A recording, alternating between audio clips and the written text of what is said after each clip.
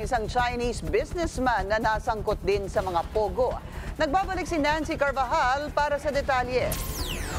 May tuberculosis at chronic obstructive pulmonary disease o COPD ang detained Chinese businessman na si Tony Yang.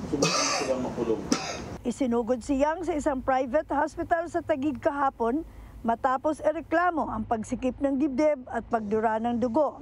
Yang Jianxing ang tunay na pangalan ni Yang at may malaking ginampanan na papel sa Pogo base sa investigasyon sa Senado. Ayon kay PAOK Chief Yusek Gilbert Cruz, nakabalik na sa kanilang pasilidad sa Nasdaqi si Yang.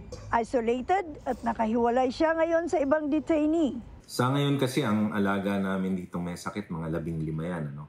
And that's to include si Tony Yang na actually kadadala lang namin sa hospital kasi he's suffering from yung TB. Kasi nga, noong mga past few days, 3 beses na siyang umubo na may dugo. And kanina, pinadala na namin siya sa hospital and pinatignan na namin mabuti yung lungs niya. Dagdag pa ni Cruz, mayroong higit kumulang 15 pang detainee ang nasa custody ng PAOK na may malubhang sakit.